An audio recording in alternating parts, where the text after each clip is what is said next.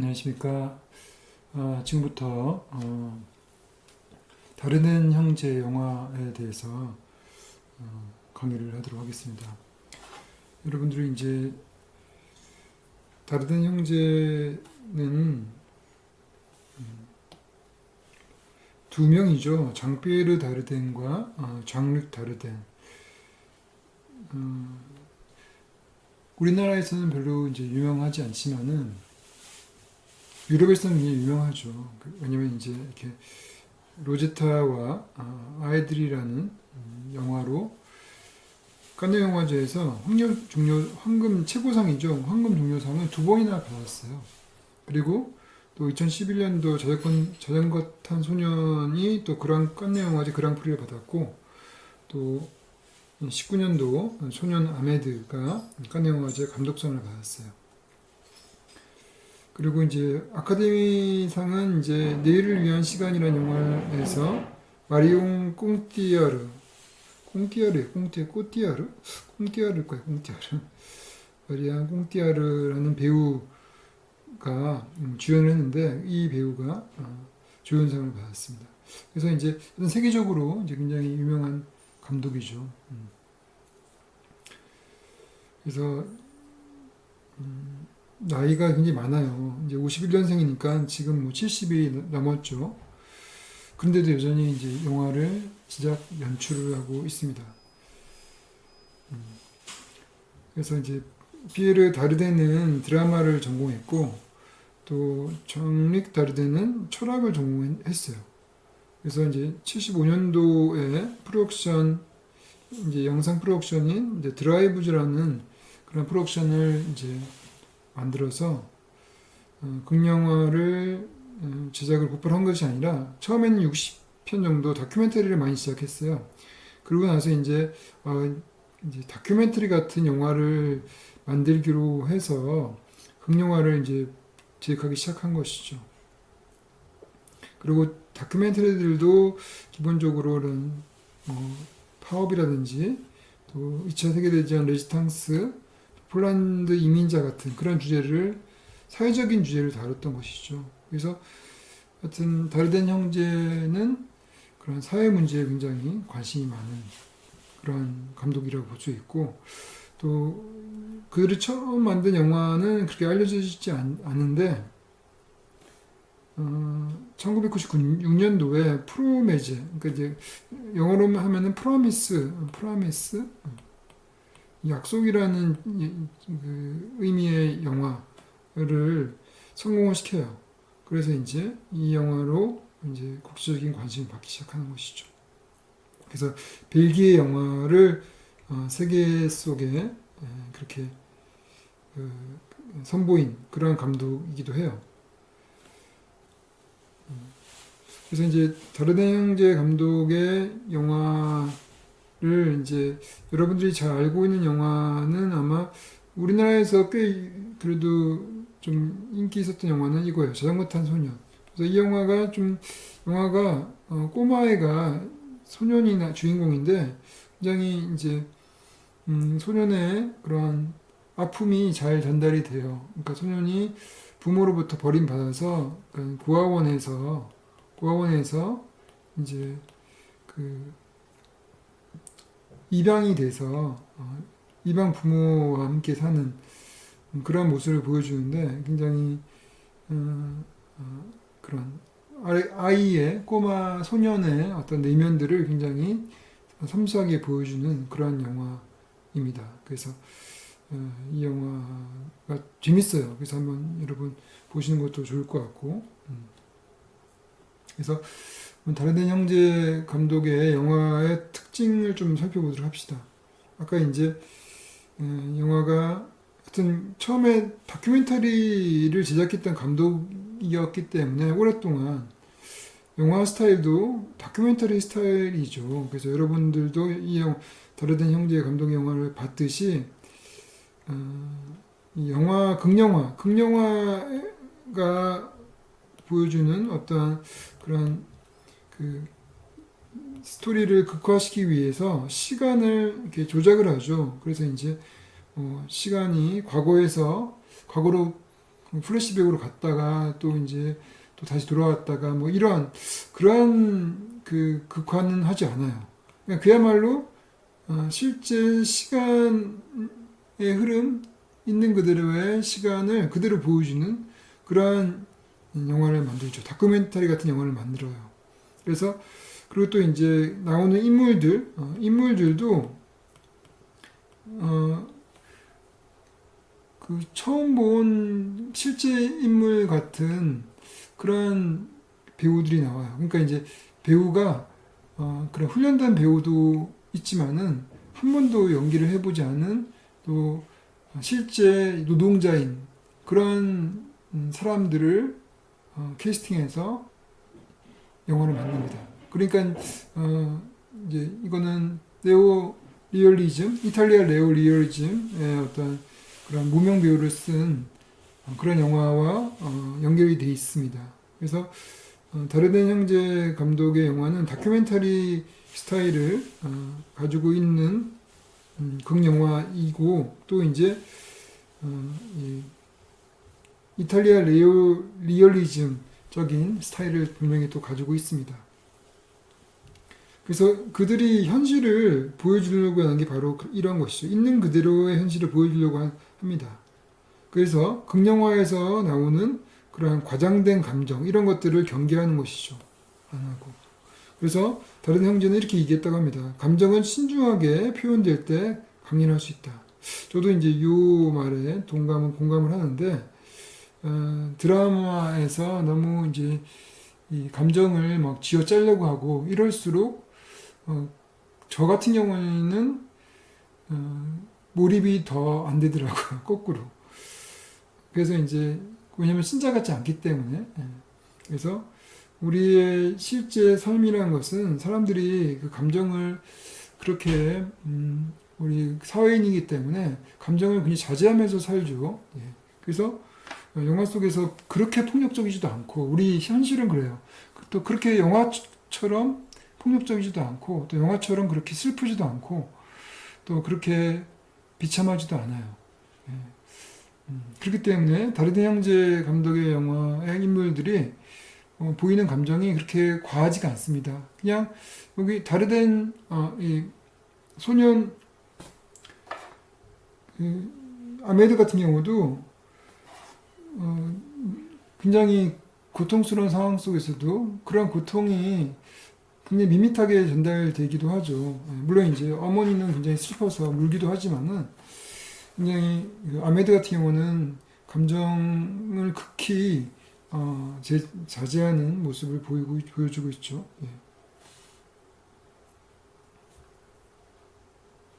그래서 그 다르덴 형제 감독의 소재도 그런 스타일처럼 일관적이기도 해요. 그래서 어떤 소재를 주로 많이 하냐면은 그 1996년도 이래로 1996년도가 이제 프라메제를 만들었던 그 이래로 계속 그 벨기에 자국의 어떤 노동 계급에 대해서 주로 다뤄요. 그래서 이제 이 주인공들이 대부분 다 이런 노동자들 또는 소외된 계급들이죠. 그래서 자연주의적인 영화, 이거는 이제 다큐멘터리 스타일의 영화를 말하는 것이죠. 그래서 이제 로제타도 여자 이제 여기 뭐 로제타 뒤에 이제 설명이 돼 있는데 로제타를 먼저 설명하도록 하죠. 로제타를 보게 되면은 이제 어떤 실업을 당한 그런 주인공이 나오는데 그런 실업의 책임에 대한 주제를 철학적으로 또 다루고 있어요. 그래서 이제 로제타 영화의 그 주인공이 에밀리 드켄이라는 사람인데 여자예요. 청소년이 나오는데 무명 배우예요. 그러니까 한 번도 연기를 해보지 않은 그러한 실제 소년 노동자였어요. 그래서 그 노동자가 하는 역할이 뭐냐면은 그 트레일러 거주지, 그러니까 굉장히 이제 그 못 사는 동네를 말하는 거죠. 트레일러에 사는 사람들, 거기서 알코올 중독자 어머니와 함께 사는 그런 청소년을 연기를 해요. 그래서 그런 스토리가 나오는데 그 에밀리 드켄이 무명 배우고 실제 노동자였고 한 번도 연기를 해보지 않은 인물이었는데 이 영화로 칸느 여우주연상을 받습니다. 그러니까 이제 마치 이탈리아 네오리얼즘의 자전거 도둑에 나와 있는 그런 남자 주인공도 실제 노동자였잖아요. 그 남자 주인공도 굉장히 연기를 잘했던 것처럼 이 다르덴 형제의 이 에밀리 드켄도 한 번도 연기를 해보지 않았지만은 칸느 영화제 여우주연상을 받을 정도로 멋진 연기를 그 영화 속에서 선보였어요.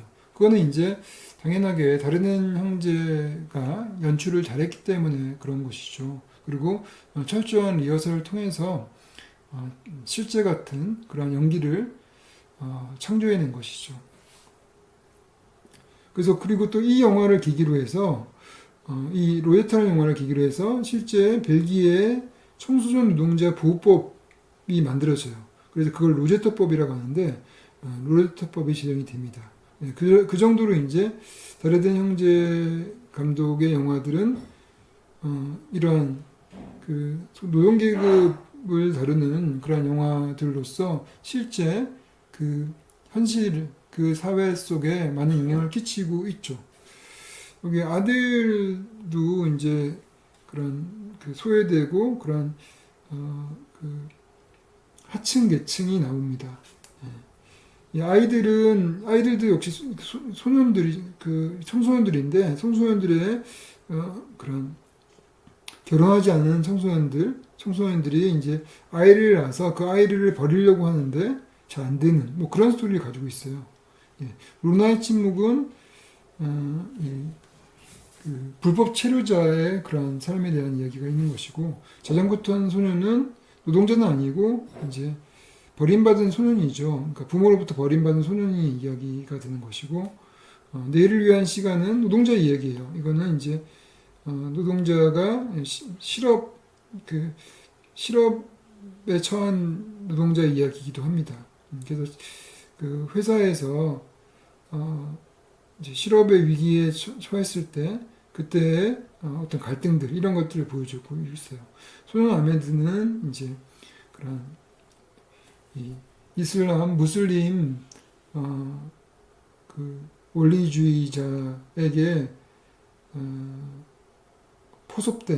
포섭됐다고 볼 수도 있고 아니면 그 아메드가 그 무슬림 그런 원리주의에 어떻게 보면은 맹신한 것이죠. 맹신하게 되면서 생긴 살인 사건을 다루고 있어요.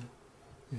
그래서 전반적으로 다 그 사회의 이민자라든지 아니면은 소수 종교의 주인공이라든지 또 노동자들이라든지 그런 사람들을 다루고 있죠. 그래서 그런 일관된 그런 그 소외된 계층을 조명을 하고 그들의 있는 그대로의 삶을 보여주는 그런 영화를 평생 만들고 있다라고 생각하시면 될 것 같습니다. 그리고 그들의 영화들이 그 벨기에 사회뿐만 아니라 전 세계에 그 상영이 되게 되면서 많은 나라들의 그런 그 하류 계층에 대한 관심들을 이끌어내고 그들의 삶에 대한 그 생생한 그런 현실들을 우리가 성취하게끔 만드는 그러한 영화들이죠. 그래서 다르덴 형제의 영화를 이제 사실주의 영화죠. 리얼리즘. 그러니까 이제 그 이탈리아 네오 리얼리즘의 연장선에 있다고 볼 수가 있는데, 근데 좀 다른 것이 다르덴 형제의 사실주의를 또 다르게 그 책임감 있는 사실주의 뭐 이렇게 또 얘기도 하기도 합니다. 그래서 이제 주로 그런 윤리적인 문제를 다루고 있어서 그래요. 윤리적인 문제. 그래서 이제 어떤 것처럼 사회 경제적으로 변방에 있는 사람들의 삶을 다큐멘터리식으로 있는 그대로 보여주고 있는데, 그래서 그런 면에서 이탈리아 레올리즘과 유사하죠. 이탈리아 리얼리즘의 주인공들이 대부분 그런 사람들이었죠. 소외된 그래서 노동자이기도 하고 또 그 노동으로부터 이제 그 제외된 그러한 그 노인들을 또 다루기도 하고 그래서 유사하기도 합니다. 그리고 유사한 부분이 이제 그런 사회 하층 계급들을 다루고 있다는 것이죠. 그리고 이제 나름대로 사실주의 영화이지만 사실주의 영화들이 특히 현대 사실주의 영화들은 여러분들이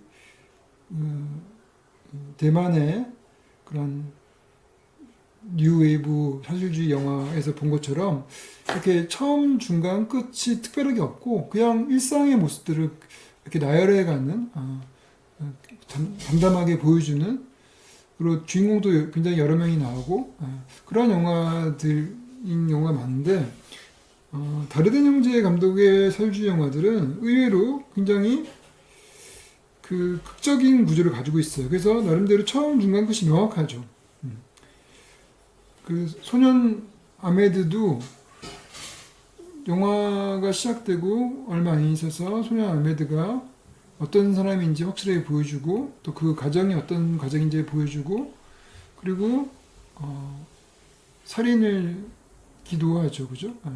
그래서 그런 도발적 사건이 만들어집니다. 그래서 살인을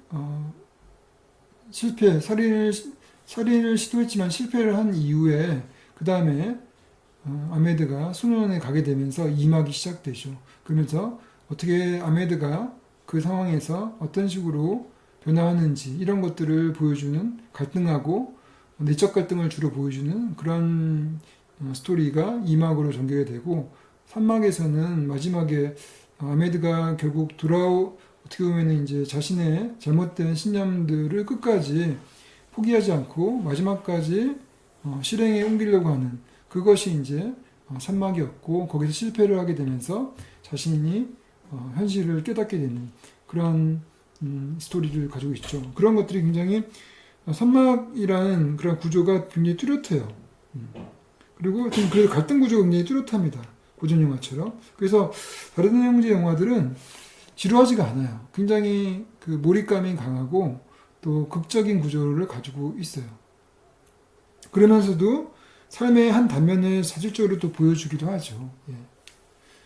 그러니까 있는 그대로 다큐멘터리로 보여주면서 동시에 굉장히 극화된 그런 스토리라고 볼 수가 있어요. 그래서 또 살인을 주로 많이 다루고 있어요. 살인이라는 주제를 많이 다루고 있는데 이거는 이제 철학자 레비나스라는 철학자의 영향을 많이 받았던 것 같습니다. 왜냐면 이제 아까 얘기했던 것처럼 그 장릭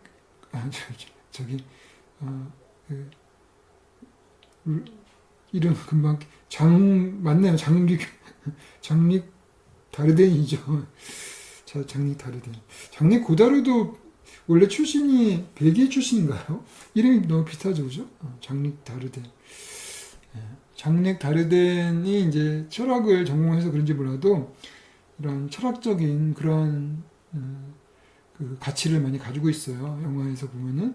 그래서 이 영화에서도 이 에메나뉴엘 레비나스 철학자의 유리하게 그 살인이라는 문제를 근본적으로 다루고 있다고 합니다. 그래서 다른 형제도 살인을 많이 다루고 있죠. 그래서 프로메제 같은 경우에는 외국인 이민자의 시체를 주인공이 막 시멘트로 덮는 그런 장면이 나오기도 하고 또 자신의 아들을 죽인 살인범을 견수생으로 받아들인 다음에 그와 함께 일상을 보여주는 그런 영화고 또 노라의 침묵에서도 위장 결혼한 남편을 마약 중독으로 죽게 하기도 합니다. 예. 또 언론골에서는 또 주인공이 병원 문을 열어주지 않아서 살인을 당한 여자가 또 나와요. 예. 그렇게 이런 살인 사건을 많이 다루고 있는데, 그러니까 그 살인 사건이라는 것이 이제 그냥 굉장히 극적인 것이죠. 사람들에게 극단적인 그 주제를 생각하게끔 하는 그런 사건들이죠. 그러니까 소년 아메드 같은 경우도 그야말로 살인 사건. 아메드가 테러를 저지르는 그러한 상황을 자세하게 보여주고 있죠. 그러면서 그러한 극단적인 상황 속에서 그 주제, 어떤 용서와 구원이라는 그런 주제들을 전달을 하고 있습니다. 그렇기 때문에 그 일종의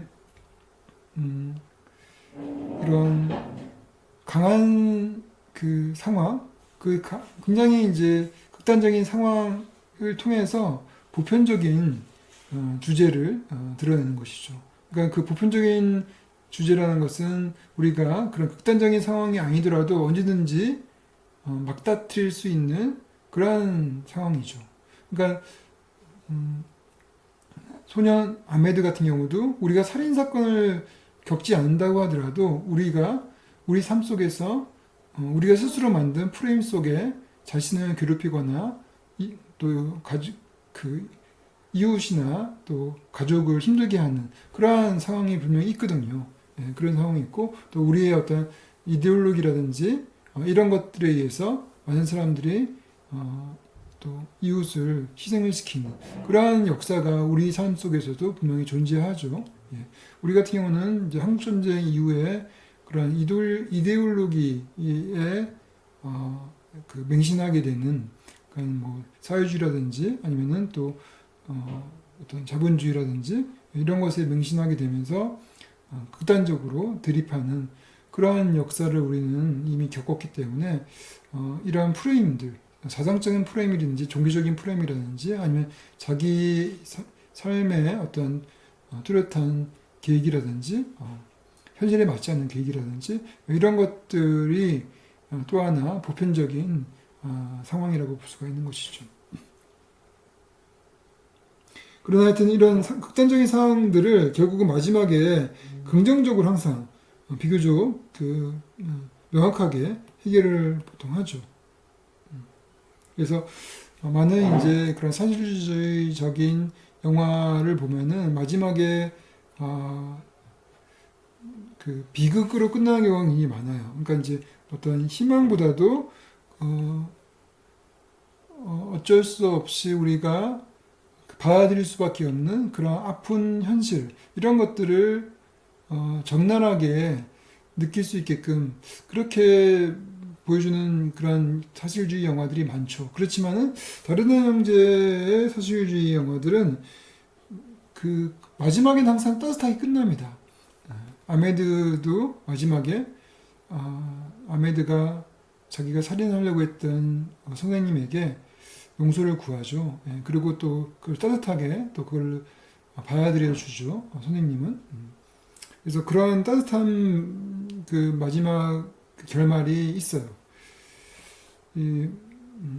내일을 위한 시간, 이 영화도 이제 굉장히 극단적으로 자살까지 갈 정도로 힘든 그러한 주인공들의 삶이 있어요. 그리고 그들을 막 내몰려고 하는 그러한 그 직장인들이 있는데 마지막에는 그들 중에서도 그 주인공을 감싸 안고 또 배려하고 하는 그런 인물들과 서로 포옹하는 그런 따뜻한 모습을 또 보여주고 있죠. 그런 결말을 또 보여주고 있습니다. 그래서 결국 마지막에는 굉장히 긍정적으로 희망적으로 끝나는 경우가 많습니다. 그래서 근데 그런 것들이 굉장히 헐리우드 영화처럼 인위적으로 그렇게 막 도출하지가 않아요. 아주 자연스럽게 화해, 용서, 구원이라는 상황들을 만들어내는 그러한 굉장히 그러한 재능을 가지고 있습니다. 이 다르덴 형제들은.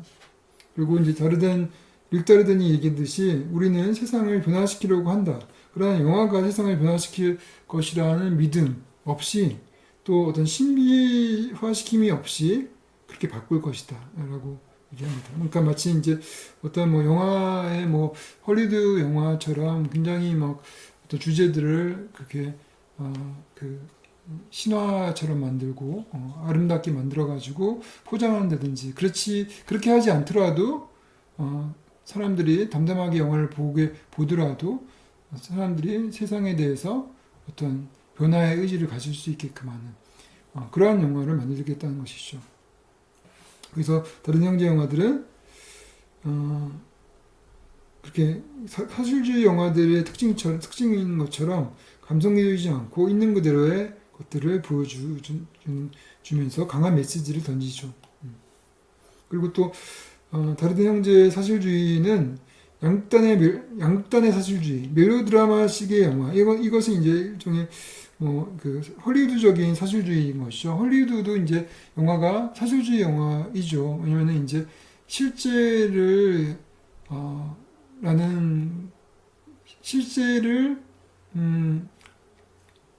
느끼게끔 하는, 그러니까 이제 그것이 이 모든 상황이 실제임을 상상하게끔 만들게 하는 그런 영화죠. 그러니까 그런 면에서 사실주의 영화인데 대부분 멜로드라마식 그런 어떤 포장을 많이 한 감상적인 영화인 경우는 많고, 또 예전에 사회주의의 러시아라든지 중국이라든지 사회주의 국가, 또 북한이라든지 그런 사회주의 국가에서 만들어진 사회주의적인 사실주의 영화가 있어요. 그런 영화들은 굉장히 교조주의적인 메시지를 주입하려고 하는 그런 영화들이 있었던 것이죠. 그런 영화들 둘 다 지향을 하고 주연부에 소외된 개인들을 자기의 그런 다큐멘터리적 방식, 또 책임 있는 사실주의의 방식으로 혁신주의 그런 새로운 방식으로 보여준다는 것이죠. 그리고 카메라도 인물의 일부러 감정이입이 되지 않도록 그렇게 카메라를 잡죠. 그래서 그런 카메라의 기법이라든지 그런 스타일, 그런 제작상의 스타일을 지금부터 좀 살펴보도록 합시다. 우선 이제 제작에서 이제 카메라보다 더 중요한 것이 이제 연기죠, 연기. 그래서 이제 연기, 특히 이제 이 다르덴 형제 감독의 배우들은 훈련된 배우든 아니면은 훈련되지 않은 배우든 관계없이 모두 다 연기를 되게 잘해요. 이 아메드도 훈련된 배우는 아니었을 거라고 생각이 들어요. 그냥 하나의 소년이었지만은 뛰어난 연기를 보여주고 있죠. 어떻게 연기를 했는지 한번 연출을 하는지 한번 살펴보도록 합시다. 다르덴 형제가 배우와 일하는 방식은 매우 신체적이다 이런 말을 합니다. 이 말은 뭐냐면은 리허설을 할 때 이제 그렇게 얘기를 해요. 본인들은 우리들은 촬영 당일에 배우들이 리허설 때 했던 대로 연기를 해야만 한다고 생각하지 않는다. 이 말은 이제 이 리허설을 굉장히 많이 하긴 해요. 거의 지쳐 쓰러질 정도까지 그렇게 리허설을 많이 한다고 합니다. 확실하게 완벽하게 리허설을 한다는 것이죠.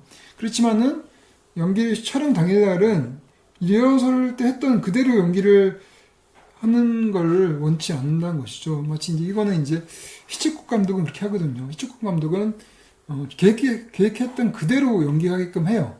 마치 배우가 딱 자기가 히치콕 감독이 계획했던 그대로 연기를 할 수 있도록 그렇게 연출을 하는데 다르덴 형제는 그렇지 않다는 거죠.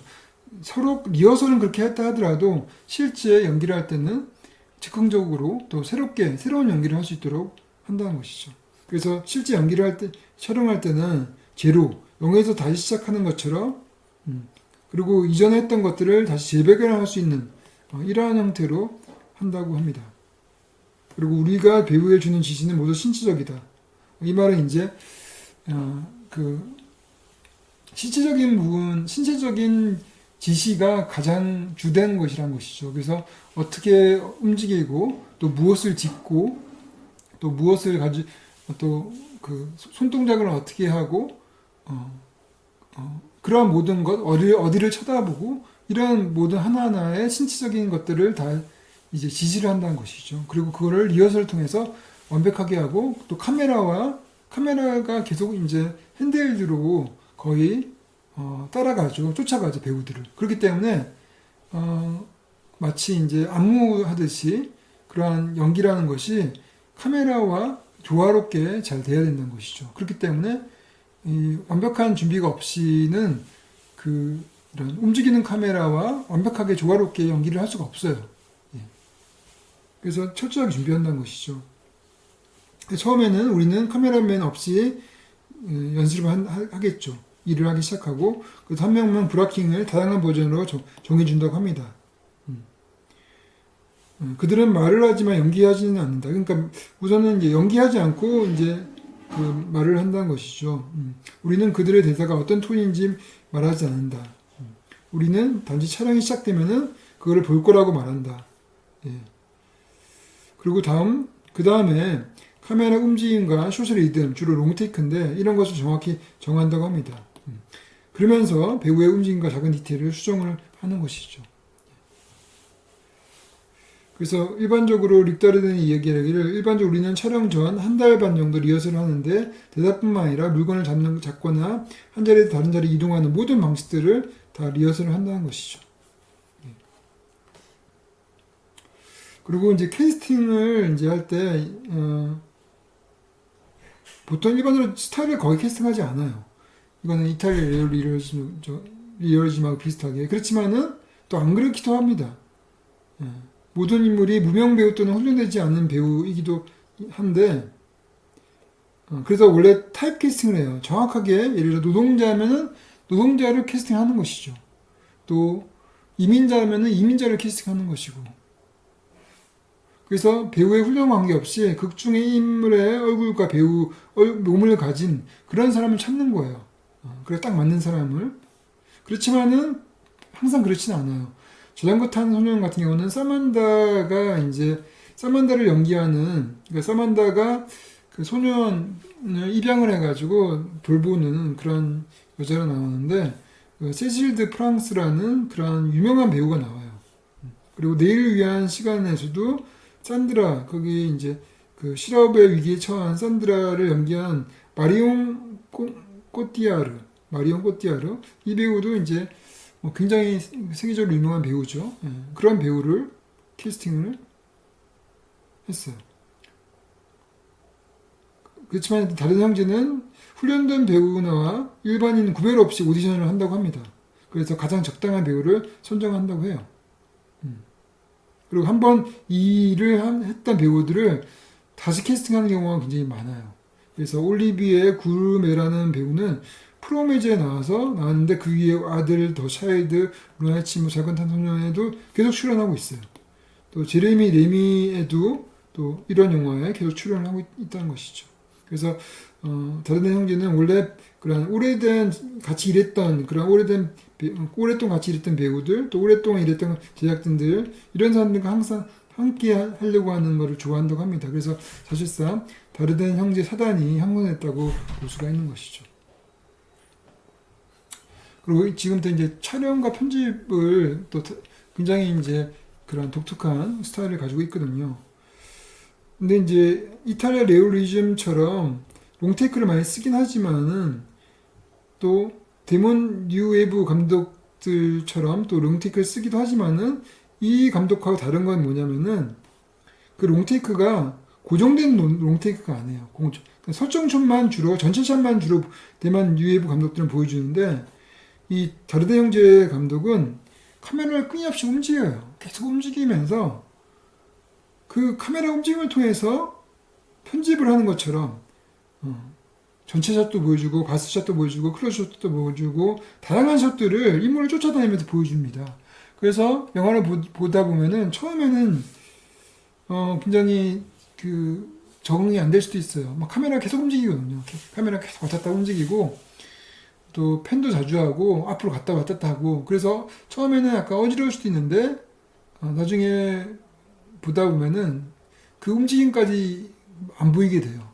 그래서 마치 다른 형제 감독의 그런 그 촬영은 마치 편집을 하지 않았지만은 헐리우드에 보이지 않는 편집을 하는 것처럼 그렇게 카메라를 움직입니다. 그래서 여러분들도 여러분들이 본 소년 아메드 같은 경우도 카메라가 끊임없이 움직이는데 여러분들이 나중에 영화 중간쯤에는 카메라의 움직임도 인식을 못해요. 예, 카메라가 어떻게 움직였는지도 인식을 못하고 거기에 빠져들게 되는 것이죠. 예. 그래서 카메라를 끊임없이 쫓아다니면서 인물을 세밀하게 보여주는 점에서 롱테이크이긴 하는데 그런 정적인 롱테이크가 아니라는 거죠. 이 동양 감독인 대만 유에이브 감독처럼 정적인 롱테이크가 아니라 굉장히 동적인 롱테이크가 된 거죠. 이 동적인 롱테이크를 한다라고 보시면 될 것 같아요. 그래서 이제 다르다 형제는 카메라 움직임이 초기 영화 프로메제 로제타 아들처럼에는 그 들고 찍기를 하는데 이때는 그 굉장히 많이 흔들려요. 많이 흔들리고 그리고 막 약간 어지러울 정도로 막 이렇게 특히 이제 이 로제타 같은 경우는 초반에 막 그 주인공이 막 도망가거든요. 이 공장에서 그 공장의 그 관리자들에게 쫓겨서 막 도망가는데 그 장면을 찍기 위해서 카메라가 막 쫓아가는데 카메라가 막 흔들려요. 그래서 처음에는 약간 어지럽기도 합니다. 예. 그리고 이때부터 주로 이렇게 인물의 목덜미 뒤를 주로 근접해서 촬영을 많이 합니다. 그렇지만 어쨌든 그 막 흔들리기 때문에 어지럽긴 하지만은 그 상황 자체가 기본적으로 막 실제 벌어지고 있는 굉장히 혼란스러운 상황, 그런 현장감을 느끼게끔 하는 그런 장점도 보여주고 있는 것이죠.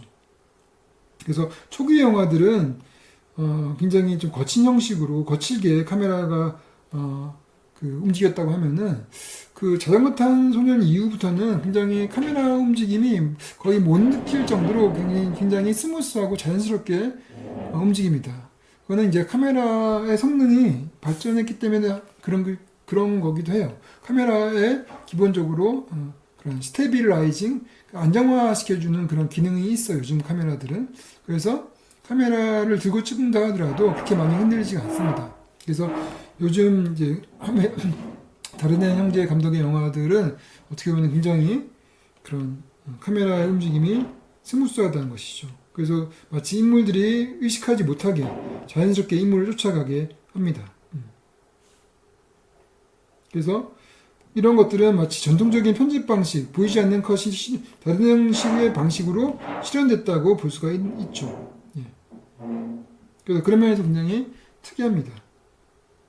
로제타나 아들이 굉장히 그 스타일이 거칠었다면은 자전거 탄 소년부터 굉장히 유순해지기 시작해서 소년 아메드 같은 경우도 핸드헬드로 찍었지만은 거의 흔들리지 않고 안정적으로 인물을 쫓아가고 가게 되는 것이죠. 그리고 다른 형제는 촬영을 할 때 그 시나리오 스토리 순서대로 촬영한다고 합니다.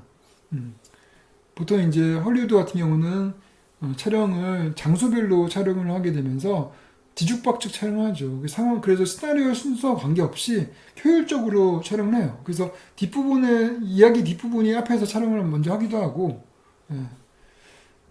물론 이제 할리우드에서도 굉장히 중요한 씬 같은 경우, 클라이막스 같은 절정 씬 같은 경우는 어느 정도 촬영이 끝나가는, 그래서 배우들이 이미 연기를 꽤 많이 해서 그런 감이 잡혀인 이후에 하겠죠. 클라이막스를 제일 처음에 촬영하는, 아무리 효율적으로 촬영한다 하더라도 그렇게 촬영하지는 않습니다. 근데 그래도 여튼간에 촬영은 효율적인 촬영이 우선이고 그런 예산 절감이 우선인데 경제적으로 촬영하는 것이죠. 그렇지만 다른 형제는 기본적으로 그냥 시나리오 스토리의 순서도 그대로 촬영을 한다고 합니다. 예, 그런 또 특징을 가지고 있어요. 예. 이렇게 다른 형제 감독의 영화에 대해서 전반적으로 쭉 살펴봤습니다.